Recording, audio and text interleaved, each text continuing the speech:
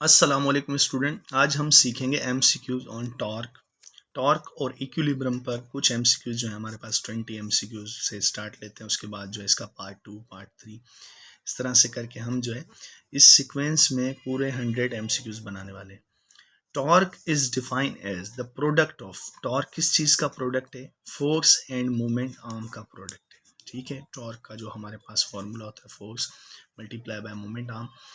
इसके बाद हमारे पास नंबर 2 है SI unit of torque is, torque का एसआई यूनिट जो है न्यूटन मीटर होता है। उसके बाद torque producing anti clockwise rotation is taken as, torque जब एंटी क्लॉकवाइज रोटेशन होती है उसमें हम पॉजिटिव टॉर्क लेते हैं और क्लॉकवाइज में नेगेटिव टॉर्क लेते हैं। फर्स्ट कंडीशन ऑफ इक्विलिब्रियम या in first condition of equilibrium the equation is, equation कौन सी इस्तेमाल होती है? Sum of all the forces equal to 0। उसके बाद नंबर 5 पर है the net force on a body is 0, it is said to be इन।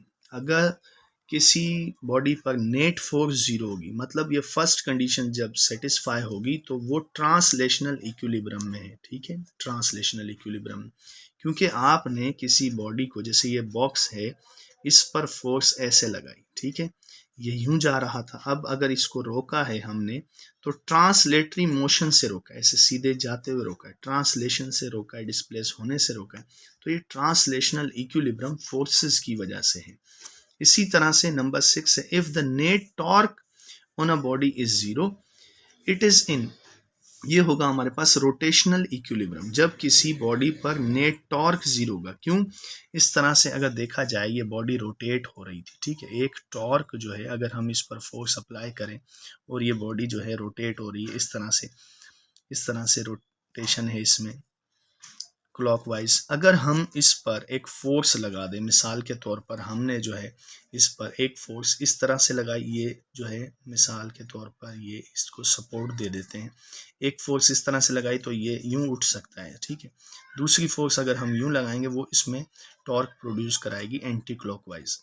एक है क्लॉकवाइज ऐसे रोटेशन, दूसरी इस तरह से।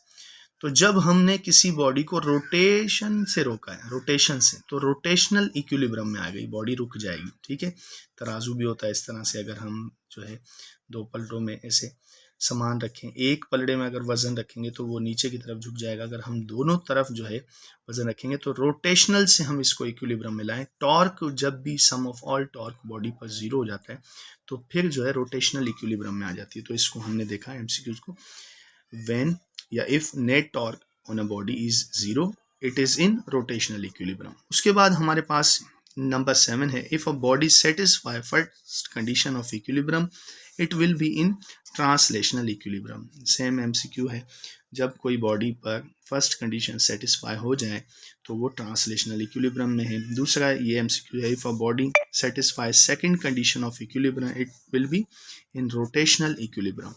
उसके बाद हमारे पास the centre of gravity of a body is a point where, इसमें हम कह सकते हैं whole weight of the body appears to act, ऐसा पॉइंट जिस जगह पर सारा वेट एक्ट करता हो उसको हम जो है सेंटर ऑफ ग्रेविटी कहते हैं।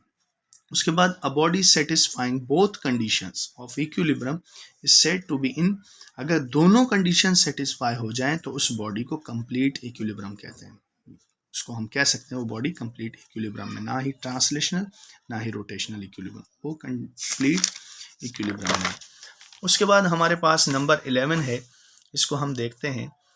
Electric fan rotate under the action of torque, their axis of rotation lies at, अगर जो हमारे पास इलेक्ट्रिक फैन है वो रोटेट कर रहा है under the action of torque, torque की वजह से, तो उसमें फिर जो है देयर एक्सिस ऑफ रोटेशन, उसका एक्सिस ऑफ रोटेशन जो है vertically at the centre, vertically centre की तरफ होगा उसका जो है एक्सिस ऑफ रोटेशन। उसके बाद इस तरह से हम जो है देख सकते हैं, जैसे कि ये फैन है, ये फैन एक पॉइंट के चारों तरफ चक्कर काट रहा है, ये डंडा जो बना हुआ है ये एक्सिस ऑफ रोटेशन है, इसी पॉइंट के चारों तरफ या इसी लाइन के चारों तरफ ये फैन जो है घूम रहा है। उसके बाद नंबर 12 है a body is said to be in state of neutral equilibrium if it is its centre of gravity is, neutral equilibrium उसको कहते हैं जब centre of gravity same height पर रहे, इसको हम लिख देते हैं रिमेन सेम। किस तरह से न्यूट्रल बॉडी वो होती है, जैसे ये टायर है, इसको हमने थोड़ा स्लाइटली डिस्प्लेस कराया तो इसका सेंटर ऑफ ग्रेविटी इस पर कोई फ़र्क नहीं पड़ेगा अगर ये थोड़ा सा डिस्प्लेस हो भी जाए। तो न्यूट्रल इक्विलिब्रियम में इस स्टेट में जो है centre of gravity same height पर रहता है। उसके बाद हम देखते हैं नंबर 13 को, two forces which are equal and opposite in direction are not acting on same line constitute. वो क्या चीज़ जो है बनाती हैं, कॉन्स्टिट्यूट मतलब बनाना, फिर उनको हम कहते हैं कपल। ये कपल की डेफिनेशन है जब दो फोर्सेस जो हैं अपोजिट डायरेक्शन में लग रही हो। फॉर एग्जांपल इस तरह से कोई बॉडी है, एक फोर्स यहाँ पर लग रही है, एक फोर्स यहाँ पर लग रही है, ठीक है, तो इनको हम कपल कहते हैं। सेम फोर्स अपोजिट डायरेक्शन, अगर ये 10 न्यूटन है तो ये फोर्स भी जो है 10 न्यूटन ही होगी। सेम पॉइंट पर नहीं लगे, अलग अलग पॉइंट पर लगे अपोजिट डायरेक्शन में, इक्वल फोर्सेस, तो ये कपल की डेफिनेशन।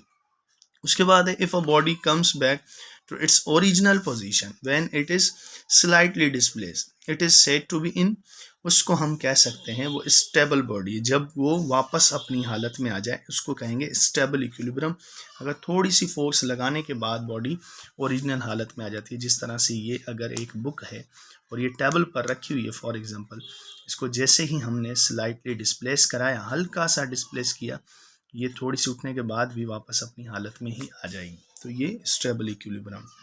उसके बाद हमारे पास नंबर 15 है, a cone resting on its side is in dash equilibrium. अगर कोन जो है अपनी साइड के बल पड़ी हुई हो, इस तरह से जो है कोन अगर इस तरह से टेबल पर रखी हुई है कोन ऐसे, तो उसको हम कहेंगे वो न्यूट्रल इक्विलिब्रियम में, अगर साइड के बल पड़ी हो।